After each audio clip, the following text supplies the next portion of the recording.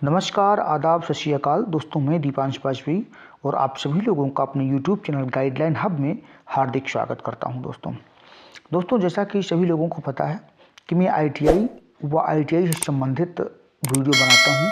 तो इसी कड़ी में दोस्तों बहुत ही बेहतरीन टॉपिक लेके आया हूं, जिसका नाम है ITI व डिप्लोमा में अंतर।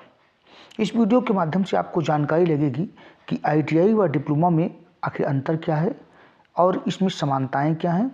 इसी पर ये संपूर्ण वीडियो लेके आया हूं दोस्तों। तो समय को बर्बाद नहीं करते हैं, सीधे टॉपिक पे आते हैं दोस्तों जैसा कि सभी लोगों को पता है कि ITI और डिप्लोमा में काफ़ी असमानताएं हैं, चाहे वो प्रवेश को लेकर के हो या कोर्स की अवधि को या फिर फीस को लेकर के हो। तो दोस्तों सबसे पहले मैं देख लेते हैं ITI के परिचय को। ITI यानी औद्योगिक प्रशिक्षण संस्थान का गठन DGET यानी directorate general of employment and training, जिसे हिंदी में दोस्तों निदेशालय सामान्य रोजगार और प्रशिक्षण भी कहते हैं, कौशल विकास और उद्यमिता मंत्रालय और केंद्र सरकार के तहत विभिन्न ट्रेडों में प्रशिक्षण प्रदान करने के लिए किया जाता है। तो ये तो था ITI का परिचय। अब हम एक नज़र में देख लेते हैं डिप्लोमा का परिचय। यह एक काफ़ी पॉपुलर कोर्स है, जिसे 10th के बाद में भी कर सकते हैं या फिर 10+2 के बाद में भी कर सकते हैं। इसको करने के बाद में इस कोर्स के अंतर्गत कई ब्रांच की पढ़ाई कराई जाती है। यह जूनियर लेवल इंजीनियर को तैयार करने का एक तरीका है। बीटेक करने वाले लोग डिग्री हासिल करते हैं, वहीं पॉलिटेक्निक से डिप्लोमा की पढ़ाई करने वाले छात्रों को डिप्लोमा का सर्टिफिकेट दिया जाता है। तो ये तो थी डिप्लोमा का परिचय। अब हम देख लेते हैं इसमें अंतर। दोस्तों जैसा कि आपको आपकी स्क्रीन पर हमने ITI व डिप्लोमा दो भागों में बांट दिया है उन दोनों को। तो अब एक एक करके हम सभी बिंदुओं पर नज़र डाल लेते हैं। सबसे पहले डालते हैं प्रवेश योग्यता। दोस्तों ITI करने के लिए आपकी प्रवेश योग्यता 8वीं या 10वीं गणित व विज्ञान विषय के साथ में होना चाहिए। वहीं अगर हम डिप्लोमा की बात करें तो डिप्लोमा के लिए 10th यानी 10वीं या 10+2 अथवा उसके समकक्ष कोई एक योग्यता आपके पास होनी चाहिए। तो दोस्तों ये आपको एक अंतर नज़र आ गया होगा इसमें कि ITI के लिए योग्यता 8वीं या 10वीं है, तो वहीं डिप्लोमा के लिए 10वीं या 12वीं है। दूसरी बात देखते हैं सर प्रवेश प्रक्रिया में। प्रवेश प्रक्रिया मतलब ITI में अगर आप प्रवेश लेना चाहते हैं, उसके लिए आपको हाई स्कूल के मेरिट के आधार पर आपका प्रवेश होगा। यानी आपके जितने % हाई स्कूल में मार्क्स हैं उसी के आधार पर आपकी मेरिट बनेगी और सीनियरिटी के हिसाब से आपका प्रवेश होगा। वहीं बात करें हम डिप्लोमा में, तो डिप्लोमा प्रवेश के लिए एक परीक्षा का आयोजन किया जाता है। उस परीक्षा में जितने भी आपके मार्क्स आएंगे, उसी मार्क्स के आधार पर आपका मेरिट बनेगी और फिर उसके बाद में प्रवेश होगा। दोस्तों आगे देखते हैं। दोस्तों अब हम देखते हैं कोर्स अवधि के बारे में। ITI के लिए आपकी कोर्स की अवधि है वो 1 वर्ष अथवा 2 वर्ष निर्धारित की गई है। 1 वर्ष उन लोगों के लिए जो लोग SCVT ट्रेड से करते हैं और 2 वर्ष उन लोगों के लिए जो NCVT ट्रेड से करते हैं दोस्तों। ठीक है दोस्तों, तो ये कोर्स अवधि जो है 1 वर्ष या 2 वर्ष ITI के लिए। तो यहीं अगर हम बात करें डिप्लोमा के लिए, तो डिप्लोमा के लिए 3 वर्ष की कोर्स का प्रावधान रखा गया है, यानी 3 वर्ष की यानी 6 सेमेस्टर की इसमें कोर्स अवधि है। वहीं अब हम देखते हैं कोर्स फीस की। ITI के लिए जो कोर्स फीस का प्रावधान रखा गया है वो सरकारी कॉलेज में लगभग 5,000 तक की आपका खर्चा आएगा और प्राइवेट में आपका लगभग 30,000 से 40,000 तक की फीस का खर्चा इसमें आ सकता है आपको। अगर हम बात करें डिप्लोमा की, तो डिप्लोमा में आपको सरकारी कॉलेज में अगर आपको मिल रहा है तो उसमें 8,000 से 10,000 तक का खर्चा अन्य खर्चों सहित आएगा। वो भी सालाना का है, वार्षिक है। और अगर अर्ध सरकारी कॉलेज में आपका प्रवेश मिल रहा है तो उसमें 18,000 से 20,000 तक का खर्चा आ सकता है। वहीं अगर हम बात करें प्राइवेट कॉलेज में, तो प्राइवेट कॉलेज में 40,000 से 50,000 तक आपका वार्षिक खर्चा आ सकता है दोस्तों। तो यहाँ तक दोस्तों आपको क्लियर हो गया होगा।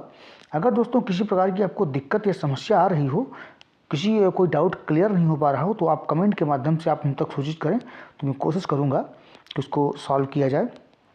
अब हम देख लेते हैं करियर से संबंधित जानकारी के लिए। ITI करने के बाद में आपको नवरत्न कंपनियों में या भारतीय सेना, रेलवे अथवा ऑर्डिनेंस फैक्ट्री बोर्ड या CRPF, NTPC, PSU व सभी टेक्निकल क्षेत्रों में आपके जॉब के अवसर खुल जाएंगे।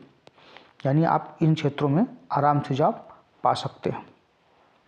ठीक है दोस्तों, तो यहाँ तो क्लियर हो गया। अगर हम बात करें डिप्लोमा की, तो डिप्लोमा में PSU, रेलवे या सभी प्रकार के तकनीकी अथवा नॉन तकनीकी सरकारी व प्राइवेट क्षेत्रों में आपको जॉब के अवसर मिल जाएंगे। तो अच्छा, हम कह सकते हैं इस आधार पर कि करियर जो है दोनों ट्रेडों के लिए समान अवसर आपको मिलेंगे। और जहाँ तक बात करें हम सैलरी की, तो अगर आपने ITI करने के बाद में करियर की शुरुआत कर रहे हैं तो आप प्राइवेट में आपको 10,000 से 12,000 से आपकी शुरुआत हो सकती है। वहीं बात करें हम डिप्लोमा की, तो डिप्लोमा में आपको 15,000 प्रति मंथली से आपकी शुरुआत हो सकती है। यानी इसमें भी कोई विशेष अंतर नहीं आ रहा है। वहीं बात करें हम सरकारी की, तो ITI करने के बाद में आप सरकारी में 25,000 प्रति मंथली से शुरुआत कर सकते हैं। यानी 1900 ग्रेड पे 1900 ग्रेड पे से के वेतन से आप अपनी जॉब को स्टार्ट कर सकते हैं। अगर बात करें डिप्लोमा में सरकारी जॉब की, तो वहाँ पे आपको 39,000 प्रति मंथ के हिसाब से यानी 4200 ग्रेड पे के हिसाब से आप जॉब पा सकते हैं, जो कि काफ़ी अंतर है ITI से। दोस्तों नेक्स्ट स्टेप पे आते हैं। तो इसमें कोर्स का पाठ्यक्रम जो होता है ITI में, वो प्रैक्टिकल पर आधारित होता है। जैसा कि आपको आपकी स्क्रीन के माध्यम से आपको दिख रहा होगा कि जो ITI में जो कोर्स का पाठ्यक्रम होता है वो प्रैक्टिकल पर आधारित तकनीकी क्षेत्र की मूलभूत जानकारी इसमें दी जाती हैं। और बात करें डिप्लोमा की, तो डिप्लोमा में ज़्यादातर थ्योरिकल पर आधारित इसका सिलेबस होता है और पाठ्यक्रम उसका पूरा थ्योरिकली होता है। प्रैक्टिकल की भी जानकारी दी जाती है, लेकिन प्रैक्टिकल उस आधार तक नहीं बताया जाता है जितना टेक्निकल ITI वालों को बताया जाता है।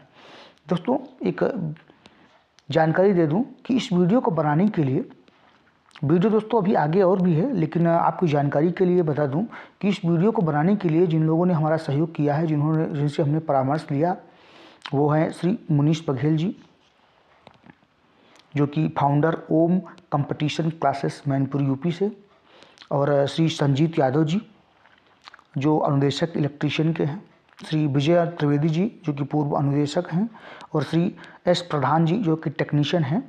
इनका हमें बहुत अच्छा सहयोग मिला और इस जानकारी को उपलब्ध कराने में उनका बहुत ही अहम योगदान रहा, तो उनका मैं बहुत बहुत धन्यवाद देता हूँ। ITI करने के बाद में आपका कार्य का प्रकार क्या होगा? दोस्तों ये बहुत ही ज़्यादा महत्वपूर्ण है, क्योंकि YouTube पर बहुत सारे ऐसे वीडियो मिल जाएंगे जो ITI वालों को लेबर क्लास बोलते हैं। लेबर जॉब है, लेबर जॉब है।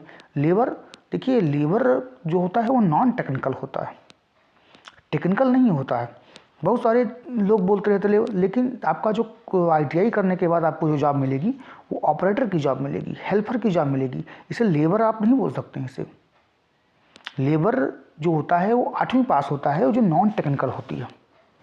टेक्निकल यानी 2 वर्ष की जो ITI होती है, 1 वर्ष की भी ITI होती हैं जो एक टेक्निकल की होती हैं, लेकिन उसे लेबर नहीं बोल सकते हैं, आप उसे टेक्नीशियन बोल सकते हैं, लेबर नहीं बोल सकते हैं। तो ITI के बाद में आपको ऑपरेटर, हेल्पर व टेक्निकल अथवा नॉन टेक्निकल में ऑपरेटर व हेल्पर की, टेक्नीशियन की जॉब मिल जाएगी दोस्तों।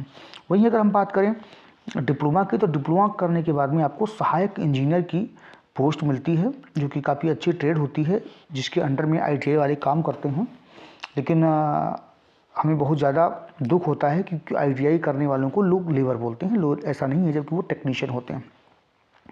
जहाँ तक बात करें हम जॉब संभावना की, तो अगर ITI करने के बाद आप जॉब प्राइवेट जॉब चाहते हैं तो लगभग 95% चांस है कि आपकी जॉब लग जाएगी या फिक्स है जॉब। वहीं अगर हम बात डिप्लोमा की, तो लगभग 50% संभावना है कि आपकी जॉब प्राइवेट में फिक्स हो जाएगी या लगने की संभावना है दोस्तों। तो यहाँ पे आपको काफ़ी अंतर दिखाई पड़ रहा होगा 95% और 50% में, क्योंकि ITI करने के बाद में आपकी जॉब आसानी से लग सकती है।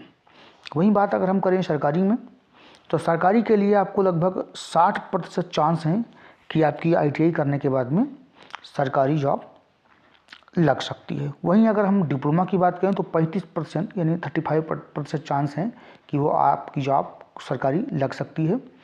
क्योंकि ये सभी लोग बताते हैं और ये सत्य भी है कि ITI की जो वैकेंसी होती हैं वो ज़्यादा निकलती हैं डिप्लोमा की अपेक्षा से। तो डिप्लोमा वाला जो होता है वो जॉब चांसेस उसके थोड़े से कम रहते हैं, लेकिन उसकी पोस्ट भी अच्छी होती है, वो सहायक इंजीनियर के पद पे जाता है दोस्तों।